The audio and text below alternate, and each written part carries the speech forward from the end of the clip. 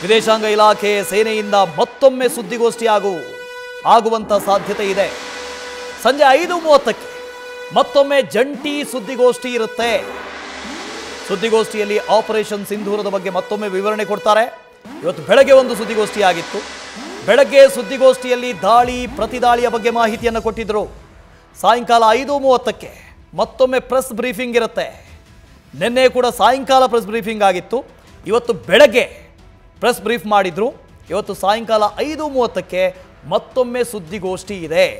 ವಿದೇಶಾಂಗ ಇಲಾಖೆ ಹಾಗೂ ಸೇನೆಯಿಂದ ಜಂಟಿ ಸುದ್ದಿಗೋಷ್ಠಿ. ಇವತ್ತು ಏನೆಲ್ಲ ಆಯಿತು ಗತಿವಿಧಿಗಳು, ಇವತ್ತು ಯಾವುದನ್ನೆಲ್ಲ ಉಡೀಸ್ ಮಾಡಿದ್ವಿ, ಅವರು ಯಾವ ರೀತಿಯಾಗಿ ದಾಳಿ ಮಾಡಿದ್ರು, ಇದೆಲ್ಲದರ ಬಗ್ಗೆ ಮಾಹಿತಿಯನ್ನು ಕೊಡ್ತಾರೆ. ಕಾರ್ಗಿಲ್ನ ಸಂದರ್ಭದಲ್ಲೂ ಕೂಡ ಭಾರತದಿಂದ ಇದೇ ರೀತಿಯಾಗಿ ಪ್ರತಿದಿನ ಪ್ರೆಸ್ ಮೀಟ್ ಇರ್ತಾ ಇತ್ತು.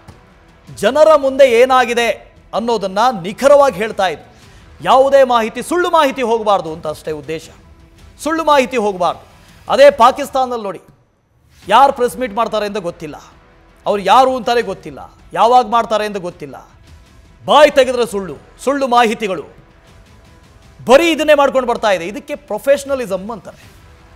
ಭಾರತದ ಸೇನೆಯ ಪ್ರೊಫೆಷನಲಿಸಮ್, ಪಾಕಿಸ್ತಾನದ ಸೇನೆಯ ಪ್ರೊಫೆಷನಲಿಸಮ್ ಎರಡನ್ನೂ ಗಮನಿಸಿ. ಆ ದೇಶಕ್ಕೆ ಅದಂದ್ರೆ ಏನು ಅಂತಲೇ ಗೊತ್ತಿಲ್ಲ, ಬಿಟ್ಟಾಕಿ. ಹೋಗಿ ಅವ್ರ ಹತ್ರ ನಾವು ವೃತ್ತಿಪರತೆಯ ಬಗ್ಗೆ ಮಾತಾಡ್ತೀವಲ್ಲ, ನೋ ಚಾನ್ಸ್. ಅದನ್ನು ಎಕ್ಸ್ಪೆಕ್ಟ್ ಮಾಡೋದಕ್ಕೂ ಸಾಧ್ಯ ಇಲ್ಲ ಪಾಕಿಸ್ತಾನದಿಂದ. ನರಿ ಅದು, ನರಿ ಬುದ್ಧಿ ಅಂತಲ್ಲ, ಅದೇ ನರಿ. ಇವತ್ತು ಸಾಯಂಕಾಲ 5:30ಕ್ಕೆ ಜಂಟಿ ಸುದ್ದಿಗೋಷ್ಠಿ ನಿಗದಿಯಾಗಿದೆ.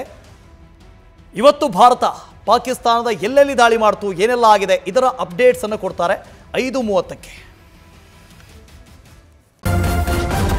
ನ್ಯೂಸ್ ಫಸ್ಟ್, ನಿರ್ಭೀತಿಯಿಂದ ನಿಮ್ಮ ಪರವಾಗಿ.